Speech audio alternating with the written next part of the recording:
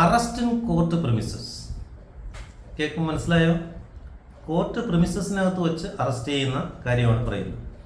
ചില പ്രതികൾ അബ്സ്കൗണ്ടിങ് ആവും. അവർ once they commit a crime they will be absconding from one place to another places. അപ്പോൾ ഇവരെന്ത് ചെയ്യുമെന്ന് പറഞ്ഞു കഴിഞ്ഞാൽ ഈ പ്രതികൾ നേരെ വക്കീലിനെ പോയി ബന്ധപ്പെടും. അപ്പോൾ വക്കീൽ അവരെ കോടതിയിൽ നിങ്ങൾ സറണ്ടർ ആകാനായിട്ട് അഡ്വൈസ് ചെയ്യും. കാരണം ഒരു കുറ്റം ചെയ്തിട്ട് ഒരാൾ ഒളിവിൽ പോവുകയാണെന്ന് വിചാരിക്കുക. ഒരാൾ കുറ്റം ചെയ്തു, ക്രൈം കമ്മിറ്റ് ചെയ്തു, ഒളിവിൽ പോകുന്ന സമയത്ത് അയാളെ ഒളിപ്പിക്കാൻ ശ്രമിക്കുന്ന വ്യക്തി രണ്ടാം പ്രതിയാണ്. നമ്മൾ ഓർത്തുകൊള്ളുക, ഒളിപ്പിക്കാൻ ശ്രമിക്കുന്ന, അതായത് നിയമത്തിന്റെ പിടിയിൽ നിന്നും അദ്ദേഹത്തെ രക്ഷപ്പെടാനായിട്ട് കുറെ പൈസ കൊടുത്തു, ATM നിന്ന് പൈസ എടുത്തു കൊടുത്തു. തീർച്ചയായിട്ടും നിങ്ങൾ രണ്ടാം പ്രതിയാവും. ഒരിക്കലും അങ്ങനെ ചെയ്യരുത്.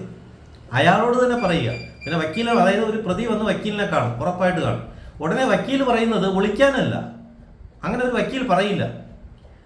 വേറെ ആരെങ്കിലും നിങ്ങൾ ഒളിവിൽ പോകാൻ ഉടനെ നിങ്ങൾ ബാംഗ്ലൂരിൽ സ്ഥലം വിട്ടു, അതാ വണ്ടിക്ക് പൈസ എന്ന് പറഞ്ഞാൽ നിങ്ങൾ രണ്ടാം പ്രതിയാവും, ഉറപ്പായിട്ടാവും. സംശയം വേണ്ടേ വേണ്ട. അത് വിവരമില്ല, നിയമത്തെക്കുറിച്ചുള്ള അജ്ഞതയാണ്. ഞാൻ വേറൊരു വീഡിയോ പറഞ്ഞിട്ടുണ്ട്. സുകുമാരക്കുറുപ്പ് പോയിട്ട് 35 കൊല്ലമായി, ഇപ്പോഴും ഉണ്ടോ ഇല്ല എന്ന് അറിഞ്ഞുകൂടാ. അയാൾ മര്യാദയ്ക്ക് അന്ന് നിയമത്തിന് കീഴടങ്ങിയിരുന്നെങ്കിൽ 10-14 വർഷം കഴിഞ്ഞ് പുറത്തിറങ്ങിയിട്ട് 25 കൊല്ലം ആവേണ്ട സമയമായി അല്ലേ? ഇനിയിപ്പോൾ അയാളെ പിടിച്ചു എന്ന് വെച്ചോളൂ, വീണ്ടും കേസ് ഒന്നേ തുടങ്ങി വീണ്ടും 14 വർഷം അകത്താണ്. 14 പറയണതാണ്, മിനിമം 14.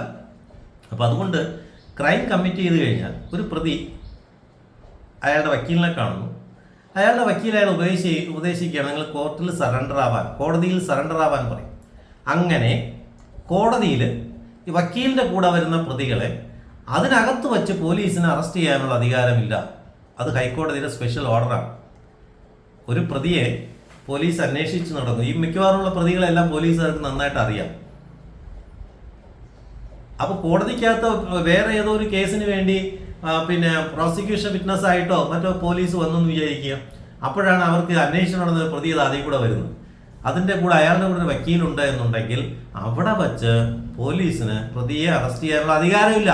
കാരണം അത് കോർട്ട് പ്രിമിസസ് ആണ്.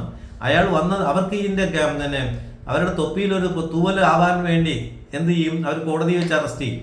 പറ്റില്ല, പാടില്ല, അത് നിയമമല്ല. കാരണം അയാൾ കോടതിയിൽ സറണ്ടർ ചെയ്യാനായിട്ട് വക്കീലിൻ്റെ കൂടെ വരികയാണ്. മനസ്സിലാവുന്നുണ്ടോ? അപ്പോൾ ഇതിൻ്റെ നിയമമാണ്. കോർട്ട് പ്രിമിസസിൽ വെച്ച് ഒരു പോലീസിന് പ്രതിയെ അറസ്റ്റ് ചെയ്യാനുള്ള അധികാരം ഇല്ല.